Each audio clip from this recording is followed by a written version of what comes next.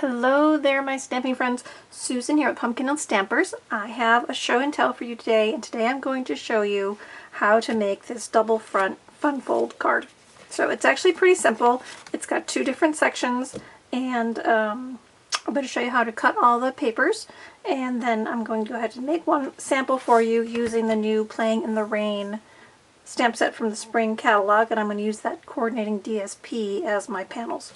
So stay with me. I'm going to show you how to prep your cardstock, how to use a template if you have one, and then I'll make the card for you. Okay, and then if you're interested, I have the links below. I offer a once-a-month class. I do two different templates where you receive a pre-made template, a pre-cut template practice kit so that you can practice the fancy fold with me, and then you get a printout of the tutorial as well. So you can find all the details for that class down below in my links, okay? Or you can just email me and ask me about it, and I'm happy to share the information with you via email as well. Okay, so let's get started. So like I said, I'm going to be using the Playing with the Rain, and I'm going to be using the DSP, and the coordinating color I've chosen today is Balmy Blue. So I'm using this as my cardstock. And yes, I did get a new paper cutter. I usually have my big chop cutter when I do my videos, but I did splurge and get myself a new paper trimmer, so we're going to use this on the video today to show you how to cut down all materials. Okay, so when you get my class in the mail, you're going to get a template, and it's going to have the printout on the back of the measurements, the score lines, and the different layers of DSP that you need. Okay, so I'm going to start with that. So the base of this card is 7 1/4 by 5 1/2, and it tells me to score at 4 1/4.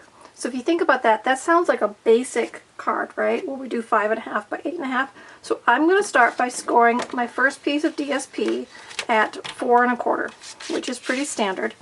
So I'm just going to put this in here at 4 1/4. Close that up, and I'm using my scoring blade for this. So I'm just going to score that at 4 1/4. Okay, then I'm going to turn it. I'm going to turn it, and I'm going to cut it at 5 1/2.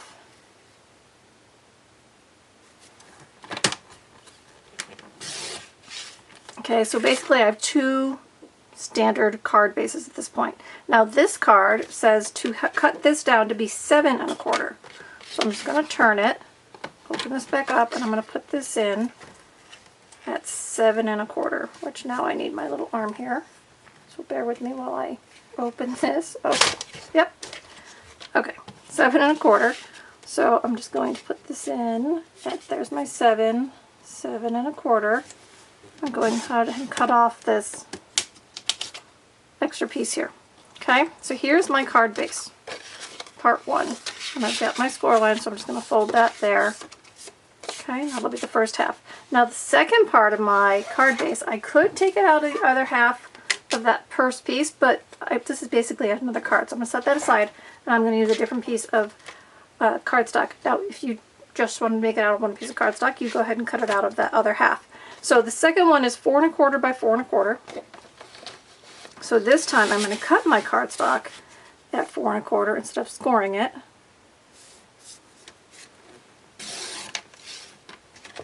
And then I'm going to turn it and cut it at 4 1/4 again.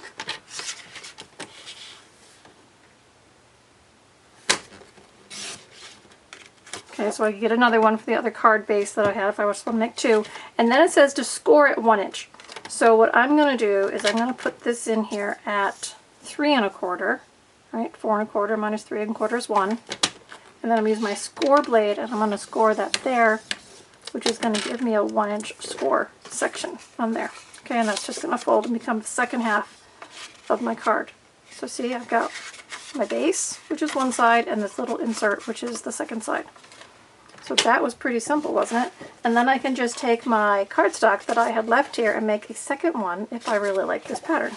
So there we go on that. All right, now we have to cut our DSP panels. So you can either read here on the back, or you can flip it over and look at the template, because I've got everything labeled. Okay, everything's labeled. So I know I need a 2 3/4 by 5 1/4 for this section, and a 3 by 4 for this one. Now, last month we talked about directional papers. Okay, So the first paper I'm using is this paper, which looks like raindrops.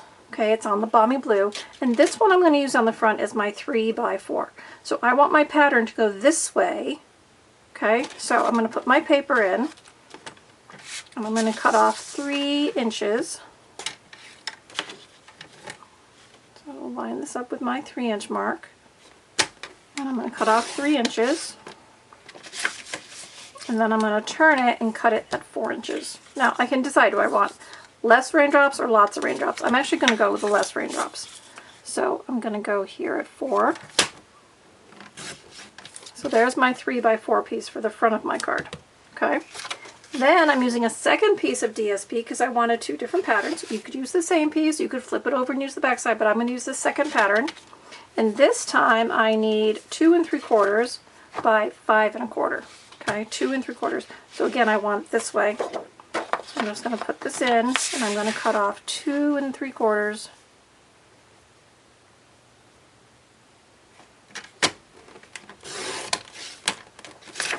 And then I'm going to turn it and cut it at 5 1/4.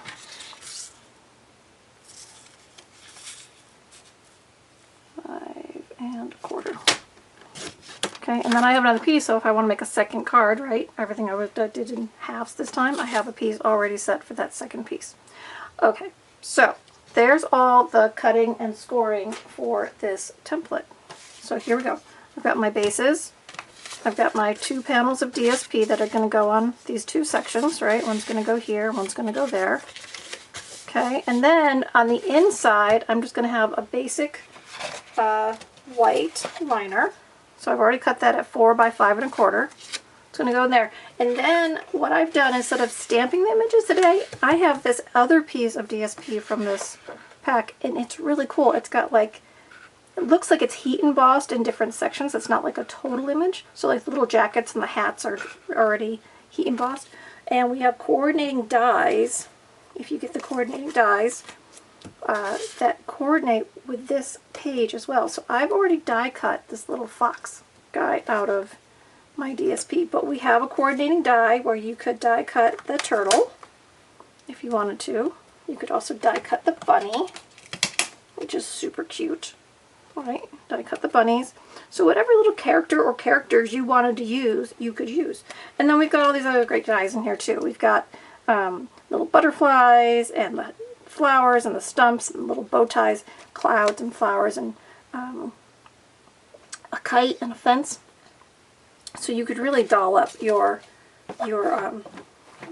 cards with this set. So I thought they were really cute. So I went ahead and splurged and bought myself a new bundle. Okay, so like I said, I've already pre-cut with my die this little character from the front of my card. So now I just have to put it together. Now you're going to notice on my template, see, I did it wrong, right? I put my liner in first and then I added my second hinge. Add the hinge first. So let's bring in our tools and our adhesive, and we're going to put this together real quick. Okay, so first I'm going to use my bone folder. I'm going to go ahead and press down on my score lines for both panels. Okay, now this is where I went wrong on my own template. So this is why making templates is sometimes good practice, and when you get my kits, you have your practice kit. So if you do the practice kit wrong, it's okay, it was practice. But when you do your own, you'll remember, hey, when I did that last time, I didn't do it quite right. Okay, so I'm just going to adhere the second hinged panel to my card, and I'm just lining that up with the base. Okay, I'm just lining that up with the base. Then I'm going to go ahead and I'm going to put the liner in, which is going to cover this 1-inch hinge. So if you put it together in the right order, no one's going to see that. So that's pretty cool, I think. So there's my base card. Okay, so now I just have to do my decorating with my DSP panels. And isn't that really fun, backside of that paper? I like that bright, it's bright flowers. Alright, so this one going on this side. I guess we'll go this way. All these fun umbrellas. And this piece also has some of that sections that are kind of heat embossed on there, so that's kind of fun. And I'm going to add my rain panel here to the front.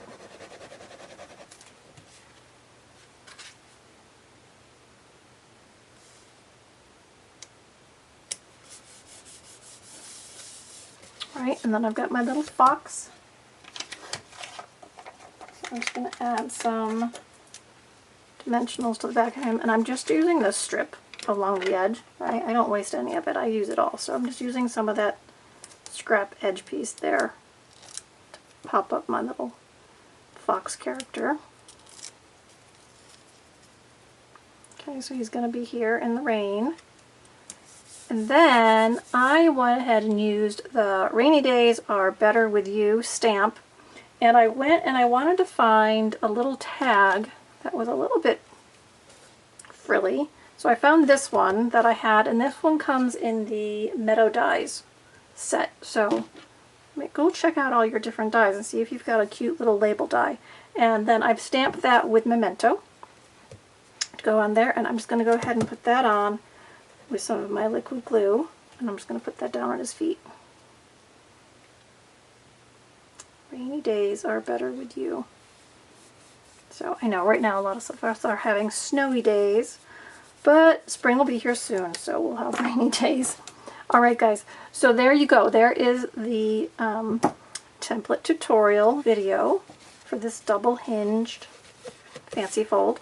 Okay, if you have any questions, please email me, send me a message, leave a comment below, whatever you want to do in order to get a hold of me. I will do my best to get back to you quickly. And again, if you're interested in the class and participating, just follow the links below or email me directly at susan@pumpkinhillstampers.com, and I'm happy to get you signed up and started with our Fun Fold class. Alright everybody, have a great day, and I'll see you again soon. Bye!